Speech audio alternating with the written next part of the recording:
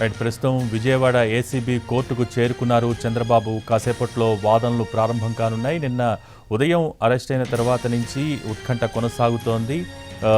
ACB SIT అధికారులు నంద్యాల నుంచి చంద్రబాబును రోడ్డు మార్గం ద్వారా విజయవాడకు తరలించారు. దాదాపు 8-9 గంటల పాటు ప్రయాణంలోనే గడిచిపోయినాయి. ఆ తర్వాత సిఐడి అధికారులు విజయవాడ సిట్ ఆఫీస్లో చంద్రబాబును సమగ్రంగా విచారించారు. అయితే రాత్రి 11 గంటల వరకు విచారణ కొనసాగింది. ఆ తర్వాత కొద్దిసేపు విరామాన్ని ప్రకటించారు. అయితే నిన్న సాయంత్రం నుంచి కూడా ఉత్కంఠ కొనసాగింది. ఎప్పుడు కోర్టులో ప్రవేశపెడతారు చంద్రబాబుని? అరెస్ట్ చేసిన తర్వాత 24 గంటల లోపల చంద్రబాబును కోర్టులో ప్రవేశపెట్టాలి, ఎప్పుడు ప్రవేశపెడతారని టీడీపీ శ్రేణులు కూడా ఆందోళన వ్యక్తం చేశాయి. అయితే పూర్తి స్థాయిలో విచారణ జరిపిన అనంతరం ఈరోజు ఉదయం చంద్రబాబుకు వైద్య పరీక్షలు నిర్వహించారు. అయితే వైద్య పరీక్షల తర్వాత ఏసీబీ కోర్టుకు తీసుకువస్తారనుకున్న నేపథ్యంలో మళ్ళీ సిఐడి అధికారులు వ్యూహం మార్చారు. మళ్ళీ సిట్ ఆఫీసుకు తరలించారు. అయితే ఈ సందర్భంలోనే ఎందుకు ఆలస్యం చేస్తున్నారు, అసలు సిఐడి అధికారుల వ్యూహం ఏంటన్న చర్చ ఉత్కంఠ కొనసాగింది. ప్రస్తుతం ఉత్కంఠకు తెరపడింది. కొద్దిసేపటి క్రితమే విజయవాడ ఏసీబీ కోర్టుకు చేరుకున్నారు చంద్రబాబు. మరి కాసేపట్లోనే వాదనలు ప్రారంభం కానున్నాయి. ఈ కేసులో వాదనలు వినిపించేందుకు రెండు పక్షాలు కోర్టుకు చేరుకున్నాయి. చంద్రబాబు తరపున సుప్రీంకోర్టు న్యాయవాది సిద్ధార్థ్ లూథ్రా వాదించబోతున్నారు. న్యాయస్థానం ఎలాంటి నిర్ణయం తీసుకుంటుంది అన్న దానిపై ప్రస్తుతం ఉత్కంఠ నెలకొంది. మరోవైపు ప్రభుత్వ తరపు లాయర్లు కూడా చేరుకున్నారు. కొద్దిసేపటి క్రితమే న్యాయమూర్తి కూడా ఏసీబీ కోర్టుకు చేరుకున్నారు. మరి కాసేపట్లోనే వాదనలు ప్రారంభం కాబోతున్నాయి. అయితే ఎక్కడికక్కడ టీడీపీ నేతల్ని పోలీసులు అడ్డుకుంటూ ఉన్నారు. విజయవాడ ఏసీబీ కోర్టుకు వచ్చేందుకు టీడీపీ నేతలు సిద్ధమైన నేపథ్యంలో ఎక్కడికక్కడ టీడీపీ నేతల్ని కూడా హౌస్ అరెస్టులు చేస్తూ ఉన్నారు, అడ్డుకుంటూ ఉన్నారు. విజయవాడ ఏసీబీ కోర్టు దగ్గరకి రావడానికి టీడీపీ శ్రేణులు ఎంతగానో ప్రయత్నిస్తున్నాయి. అయితే ఎక్కడికక్కడ పోలీసులు టీడీపీ నేతల్ని నిర్బంధించిన సందర్భం అయితే ఉంది. సిఐడి తరపున వాదించేందుకు ప్రస్తుతం ఏఏజీపీ సుధాకర్ రెడ్డి టీం వాదనలు వినిపించబోతోంది. వాళ్ళందరూ కూడా ప్రస్తుతం ఏసీబీ కోర్టుకు చేరుకున్నారు. మరి కాసేపట్లోనే వాదనలు ప్రారంభం కానున్నాయి. కోర్టు వద్దకు చేరుకుంటున్న టీడీపీ నేతల్ని మరోపక్క పోలీసులు అడ్డుకుంటున్న సందర్భం అయితే ఉంది. నిన్న ఉదయం నుంచి కూడా ఉత్కంఠ కొనసాగుతోంది. నిన్న ఉదయం సరిగ్గా 6:15 నంద్యాలలో చంద్రబాబును అరెస్ట్ చేశారు సిఐడి అధికారులు. ఆ తర్వాత అనేక వాదోపవాదాల మధ్య ఆయన్ని ఎయిర్ లిఫ్ట్ చేద్దామని, అక్కడి నుంచి వాయు మార్గం ద్వారా విజయవాడకు తరలిద్దామని సిఐడి అధికారులు ప్రయత్నించారు. అయితే అందుకు చంద్రబాబు ఒప్పుకోకపోవడంతో రోడ్డు మార్గం ద్వారానే చంద్రబాబును విజయవాడకు తరలించారు. దాదాపు నంద్యాల నుంచి విజయవాడకు చేరుకోవడానికి దాదాపు 8 గంటల పాటు 9 గంటల పాటు పట్టింది. ఎందుకంటే అనేక చోట్ల టీడీపీ శ్రేణులు చంద్రబాబు కాన్వాయ్కు అడ్డుపట్టడం జరిగింది. అక్రమ అరెస్ట్ అంటూ కూడా నినాదాలతో వాళ్ళు సిఐడి అధికారులను వాహనాలకు అడ్డుపట్టడం జరిగింది. దీంతో దాదాపు 2 గంటల నుంచి 3 గంటల పాటు ఆలస్యం అవటం జరిగింది విజయవాడకు చేరుకోవటం. ఇక విజయవాడకు నిన్న సాయంత్రం 5:15 చేరుకున్న తర్వాత సిఐడి అధికారులు సమగ్రంగా దర్యాప్తు చేశారు, విచారణ కొనసాగించారు. ప్రస్తుతం మనం చూస్తూ ఉన్నాం, ఏసీబీ కోర్టుకు కొద్దిసేపటి క్రితమే చంద్రబాబుని తరలించారు సిట్ అధికారులు. మరి కాసేపట్లోనే వాదనలు ప్రారంభం కానున్నాయి. చంద్రబాబు తరపున సుప్రీంకోర్టు న్యాయవాది సిద్ధార్థ్ లూథ్రా వాదించబోతున్నారు. న్యాయస్థానం ఎటువంటి నిర్ణయం తీసుకుంటుంది అన్న దానిపై ఉత్కంఠ నెలకొంది. బెయిల్ లభిస్తుందా, లేకపోతే రిమాండ్కు తరలిస్తారా? అది కూడా రిమాండ్లో ఎటువంటి రిమాండ్ విధిస్తారు? జ్యుడిషియల్ రిమాండ్ విధిస్తారా, లేకపోతే పోలీస్ కస్టడీకి ఇస్తారా? ఇటువంటి అనేక అంశాలు ఉత్కంఠకు గురి చేస్తున్నాయి. మరి కాసేపట్లోనే దీనికి సంబంధించి క్లారిటీ రాబోతోంది. ప్రస్తుతం ఇరుపక్షాల లాయర్లు వాదనలు వినిపించేందుకు సిద్ధంగా ఉన్నారు. ప్రస్తుతం రిమాండ్ రిపోర్టును కోర్టుకు సమర్పించింది సిఐడి. ఉదయం నుంచి కూడా రిమాండ్ రిపోర్ట్ తయారు చేయడంలో ఎందుకు జాప్యం జరుగుతోంది, ఎందుకు ఇంత జాప్యం చేస్తున్నారు సిఐడి అధికారులు అంటూ కూడా టీడీపీ నేతలు ఆవేదన వ్యక్తం చేశారు. మీడియాతో మాట్లాడారు. కక్షపూరితంగా వ్యవహరిస్తున్నారంటూ కూడా ఆరోపణలు చేశారు. అయితే సిఐడి ఒకటే చెప్తోంది, ఖచ్చితంగా దీనికి సంబంధించి స్కామ్కి సంబంధించి పూర్తి ఆధారాలతో మేము చాలా క్లారిటీగా ఉన్నాం, పూర్తి ఆధారాలు ఉన్నాయి. దీంట్లో A1 ఖచ్చితంగా చంద్రబాబు, ఆయన్ని కస్టోడియల్ విచారణ చేయాల్సిందే అన్న తరహాలో సిఐడి అధికారులు తమ వాదనలు వినిపించబోతున్నారు. ప్రస్తుతం విజయవాడ ఏసీబీ కోర్టుకు చంద్రబాబును తరలించారు. కొద్దిసేపటి క్రితమే ఆయన విజయవాడ ఏసీబీ కోర్టుకు చేరుకున్నారు.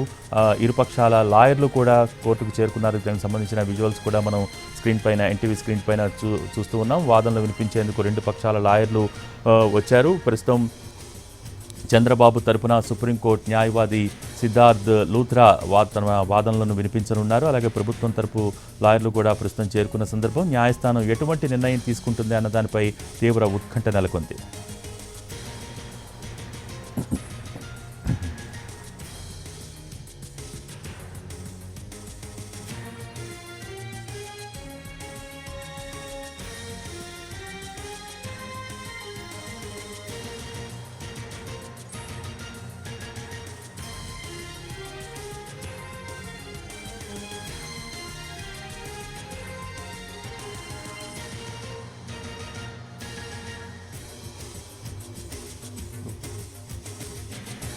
కంటిన్యూ అని చెప్పి నువ్వు.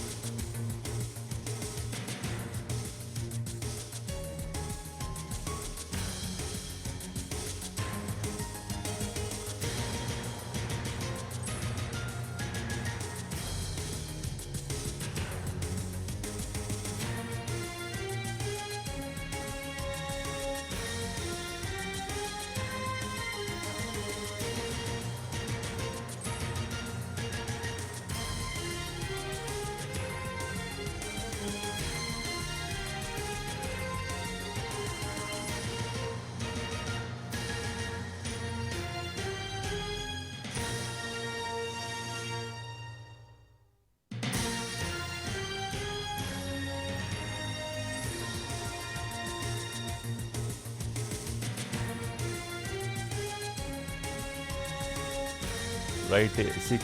సిట్ విచారణకు సంబంధించి ప్రస్తుతం సిఐడి అధికారుల విచారణకు సంబంధించి మనం లేటెస్ట్ అప్డేట్స్ చూస్తున్నాం. ప్రస్తుతం విజయవాడ ఏసీబీ కోర్టుకు చేరుకున్నారు చంద్రబాబు. కాసేపట్లోనే కోర్టులో వాదనలు ప్రారంభం కానున్నాయి. ఈ కేసులో వాదనలు వినిపించేందుకు రెండు పక్షాలు కోర్టుకు చేరుకున్నాయి. చంద్రబాబు తరపున సుప్రీంకోర్టు న్యాయవాది సిద్ధార్థ్ లూథ్రా వాదించబోతున్నారు. అలాగే న్యాయస్థానం ఇప్పుడు ప్రస్తుతం ఎటువంటి నిర్ణయం తీసుకుంటుంది అన్న దానిపై తీవ్ర ఉత్కంఠ నెలకొంది. ప్రస్తుతం ఈ చంద్రబాబును కోర్టుకు తరలించిన నేపథ్యంలో కోర్టు ప్రాంగణంలో టీడీపీ నేతలు పెద్ద సంఖ్యలో అక్కడికి వచ్చేందుకు ప్రయత్నిస్తూ ఉన్నారు. మరోపక్క పోలీసులు వారిని నిర్బంధించే ప్రయత్నం చేస్తూ ఉన్నారు. లోకల్ లీడర్స్ను కూడా ఎక్కడికక్కడ నిర్బంధించిన పరిస్థితి అయితే కనిపిస్తోంది. న్యాయస్థానం నిర్ణయంపై సర్వత్రా ఉత్కంఠ నెలకొంది. అయితే చంద్రబాబుకు బెయిల్ లభిస్తుందా లేక రిమాండ్కు తరలిస్తారా అన్న అంశంపై ప్రస్తుతం తీవ్ర ఉత్కంఠ నెలకొంది. రిమాండ్ రిపోర్టు ప్రస్తుతం కోర్టుకు సమర్పించింది సిఐడి. దీనికి సంబంధించి పూర్తి స్థాయి వాదనలు మరి కాసేపట్లోనే ప్రారంభం కాబోతున్నాయి. ఏదేమైనా చంద్రబాబు సిట్ విచారణలో ఏపీ సిఐడి చాలా వ్యూహాత్మకంగా వ్యవహరిస్తోంది. నిన్న ఉదయం నంద్యాలలో చంద్రబాబును అరెస్ట్ చేసిన దగ్గర నుంచి ఇప్పటి వరకు కూడా భిన్నమైన రీతిలో ముందుకు వెళ్తోంది సిఐడి. అలాగే సిఐడి తీరుతో చంద్రబాబు దాదాపు 2 రోజుల పాటు నిద్రలేని రాత్రులు గడిపారనే చెప్పాలి. శనివారం సాయంత్రం 5:15 సిట్ ఆఫీసుకు చేరుకున్న చంద్రబాబును సిఐడి అధికారులు సుదీర్ఘంగా ప్రశ్నించారు. వివిధ ప్రశ్నలకు సమాధానాలు రాబట్టేందుకు ప్రయత్నించారు. అయితే నిన్న రాత్రి దాదాపు 11 గంటల సమయంలో చంద్రబాబు విచారణకు తాత్కాలికంగా విరామించారు. దాదాపు పావుగంట సేపు రెస్ట్ తీసుకోవాలని కూడా సూచించారు. ఆ సమయంలో చంద్రబాబు కుటుంబ సభ్యులను కలుసుకున్నారు. అయితే నిన్న అర్ధరాత్రి చాలా జడ్జి ఇంటి దగ్గర హైడ్రామా నడిచిందనే చెప్పాలి. ఎందుకంటే ఓవరాల్ ఇష్యూలో డిలే ఆఫ్ ప్రాసెస్ అనేది జరుగుతుండటంపై చంద్రబాబు తరపు లాయర్లు ఆగ్రహం వ్యక్తం చేశారు. డిలే ఆఫ్ ప్రాసెస్ జరుగుతోందంటూ కూడా మీడియాతో మాట్లాడటం జరిగింది. ఇక చంద్రబాబు వయస్సు అలాగే ఆరోగ్యం రీత్యా దాన్ని దృష్టిలో పెట్టుకుని 24 గంటల్లో కోర్టులో హాజరుపరచాలని కూడా వాళ్ళు కోరారు. ఇక చంద్రబాబు అరెస్టు విషయంలో సిఐడి అధికారులు ఏమాత్రం నిబంధనలు పాటించట్లేదని కూడా వాళ్ళు మీడియాతో మాట్లాడుతూ చెప్పారు. ఈ సమయంలో జడ్జి ఇంటి దగ్గర పోలీసులు అలాగే లాయర్ల మధ్య తీవ్ర వాగ్వాదం కూడా జరిగింది. అయితే రిమాండ్ రిపోర్ట్ అప్పటికి ఇంకా సిద్ధం కాలేదు. రిమాండ్ రిపోర్ట్ లేకపోవడంతో విచారణకు జడ్జి నిరాకరించారు. అసలు రిమాండ్ రిపోర్ట్ లేకుండా ఎలా విచారణ చేస్తామని కూడా ఆయన టీడీపీ తరపు లాయర్లను ప్రశ్నించారు. దీంతో రిమాండ్ రిపోర్ట్ వచ్చిన తర్వాతే జడ్జి ముందుకు వెళ్లాలని అప్పుడు టీడీపీ తరపు లాయర్లు చంద్రబాబు తరపు లాయర్లు భావించారు. అక్కడి నుంచి వెనుదిరిగారు. ఇక మరోవైపు రిమాండ్ రిపోర్ట్ ఇంకా ఉదయం 6ంటికి కూడా అందకపోవడంపై టీడీపీ తరపు లాయర్లు ఆగ్రహం వ్యక్తం చేశారు. ప్రస్తుతం రిమాండ్ రిపోర్టు సిఐడి అధికారులు కోర్టులో ప్రొడ్యూస్ చేశారు. దానిపైన మరి కాసేపట్లోనే వాదనలు ప్రారంభం కాబోతున్నాయి.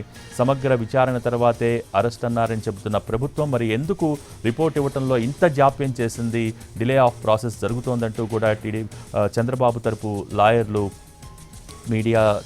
మీడియాకు విశేషాలు చెప్పారు. ఇక ఇది పూర్తిగా కక్షపూరిత ధోరణిని కూడా కొద్దిసేపు క్రితం ఎంపీ కనకమేడల మీడియాతో మాట్లాడారు.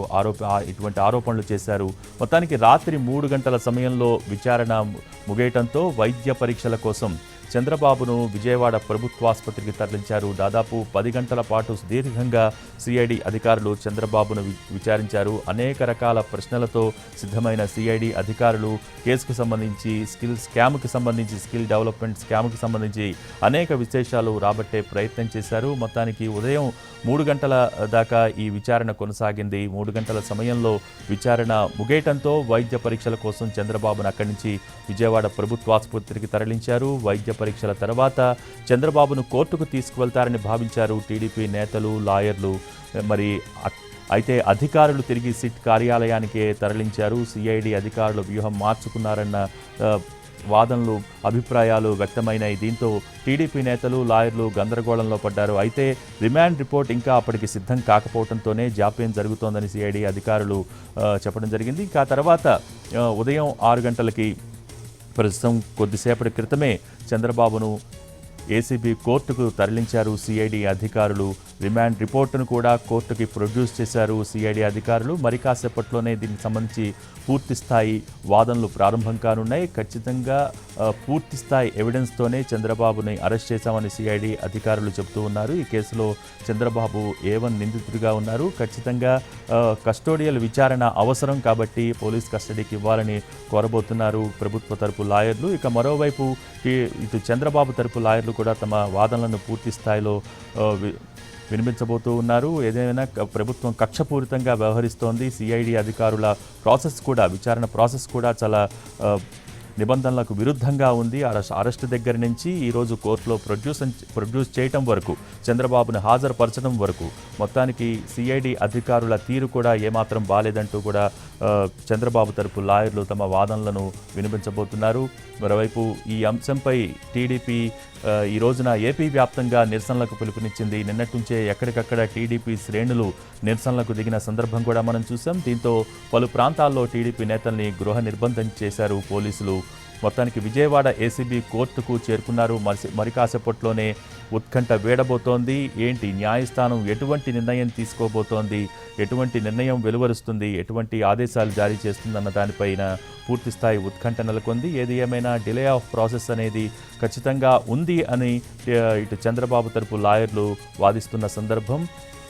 మరి కాసేపట్లోనే దీనికి సంబంధించి వాదనలు ప్రారంభం కానున్నాయి. ఈ కేసులో వాదనలు వినిపించేందుకు రెండు పక్షాలు కూడా కొద్దిసేపటి క్రితమే కోర్టుకు చేరుకున్నాయి. చంద్రబాబు తరపున సుప్రీంకోర్టు న్యాయవాది సిద్ధార్థ్ లూద్రా వాదించనున్నారు. అలాగే ప్రభుత్వం తరపున ఏఐజీపీ సుధాకర్ రెడ్డి తమ వాదనలను వినిపించనున్నారు. న్యాయస్థానం ఎటువంటి నిర్ణయం తీసుకుంటుంది, చంద్రబాబుకు బెయిల్ లభిస్తుందా లేకపోతే రిమాండ్కు తరలిస్తారా అన్న దానిపై తీవ్ర ఉత్కంఠ నెలకొంది. ఒకసారి చంద్రబాబు సిట్ విచారణలో ఏపీ సిఐడి వ్యూహాత్మకంగా వ్యవహరిస్తోందనే చెప్పొచ్చు. నంద్యాలలో చంద్రబాబును అరెస్ట్ చేసిన దగ్గర నుంచి ఇప్పటి వరకు భిన్నమైన రీతిలో ముందుకు వెళ్తోంది.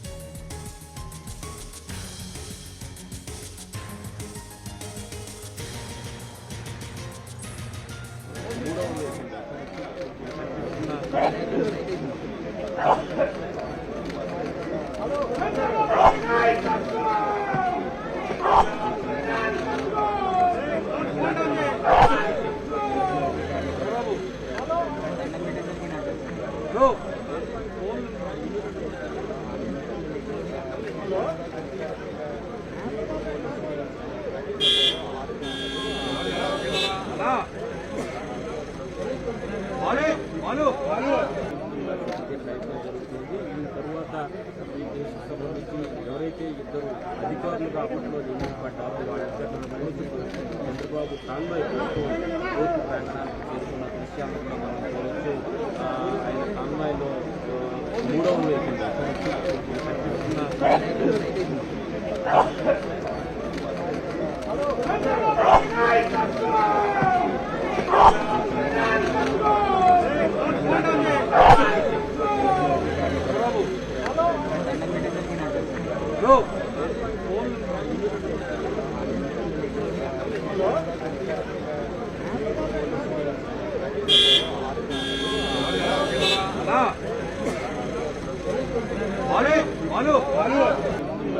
ప్రయత్నం జరుగుతుంది. దీని తర్వాత ఈ కేసుకు సంబంధించి ఎవరైతే ఇద్దరు అధికారులుగా అప్పట్లో నియమించబడ్డారో వాళ్ళిద్దరు చంద్రబాబు కాన్వాయ్ కోర్టు ప్రాంగణానికి చేస్తున్న దృశ్యాలను కూడా మనం చూడవచ్చు.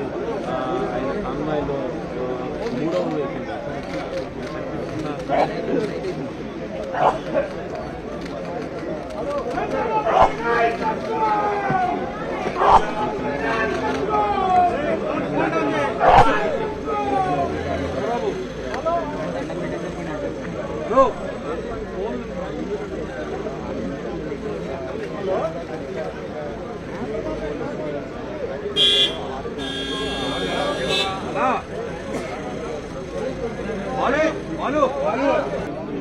ప్రయత్నం జరుగుతుంది. ఈ తర్వాత ఈ కేసుకు సంబంధించి ఎవరైతే ఇద్దరు అధికారులుగా అప్పట్లో నియమించబడ్డారో వాళ్ళిద్దరిని మళ్ళీ చంద్రబాబు కాన్వాయ్ కోర్టు ప్రాంగణానికి చేస్తున్న దృశ్యాలను కూడా మనం చూడవచ్చు. ఆయన కాన్వాయ్లో మూడవ వెహికల్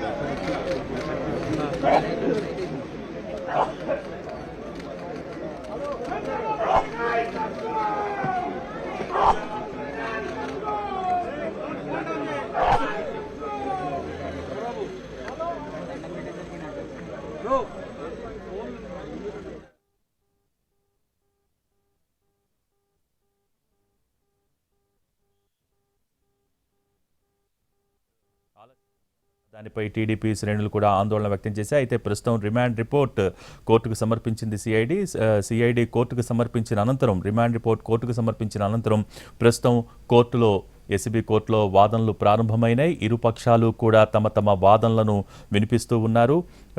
5 నిమిషాల క్రితమే ఇరు పక్షాల వాదనలు ప్రారంభమైనాయి. ప్రస్తుతం చంద్రబాబు తరపున సుప్రీంకోర్టు న్యాయవాది సిద్ధార్థ్ లూథ్రా తన వాదనలను వినిపిస్తూ ఉన్నారు. అలాగే ప్రభుత్వం తరపున ఏఏజీ పి సుధాకర్ రెడ్డి తమ వాదనలను వినిపిస్తూ ఉన్నారు.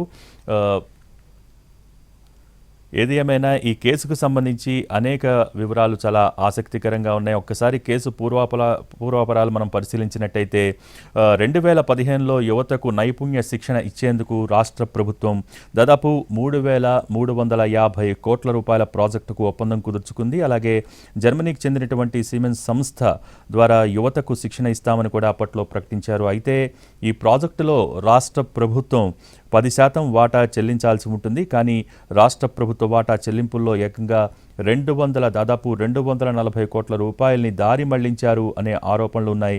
అలాగే నకిలీ బిల్లులు ఇన్వాయిస్ల ద్వారా జీఎస్టీకి గండి కొట్టారనే అభియోగాలు సైతం ఈ కేసులో ఉన్నాయి. ఇదిలా ఉండగానే ఆంధ్రప్రదేశ్ స్కిల్ డెవలప్మెంట్ కేసులో అక్రమాలు జరిగాయంటూ కూడా skill development corporation chairman Ajay Reddy AP సిఐడికి ఫిర్యాదు చేసిన సందర్భం అయితే ఉంది. అలాగే గతంలోనే skill development corporation chairman, director సహా పలువురిపై కేసులు కూడా నమోదైన సందర్భం ఉంది. దీనిపై వైసీపీ ప్రభుత్వం 2021లో జూలైలో సిఐడి విచారణకు ఆదేశించింది. అయితే సిఐడి నివేదిక ఆధారంగా ఆర్థిక లావాదేవీలపై ఎన్ఫోర్స్మెంట్ డైరెక్టరేట్ కూడా దృష్టి సారించిందని చెప్పాలి. కేసులో స్కిల్ డెవలప్మెంట్ కార్పొరేషన్ మాజీ ఎండీ, అలాగే సీఈఓ గంటా సుబ్బారావు, అలాగే డైరెక్టర్ కె లక్ష్మీనారాయణతో పాటు 26 మందిపై సిఐడి గతంలోనే కేసు నమోదు చేసింది. ఈ కేసు దర్యాప్తులో భాగంగా విశ్రాంత ఐఏఎస్ అధికారి లక్ష్మీనారాయణను సిఐడి అధికారులు ఇప్పటికే విచారించారు. లక్ష్మీనారాయణ గతంలో చంద్రబాబుకు ఓఎస్డీగా పనిచేస్తున్నారు. అలాగే పదవీ విరమణ తర్వాత ఏపీ ప్రభుత్వానికి లక్ష్మీనారాయణ సలహాదారుగా కూడా పనిచేశారు. ఏపీ స్కిల్ డెవలప్మెంట్ కార్పొరేషన్కు మొదటి డైరెక్టర్గా కూడా ఆయన పనిచేశారు.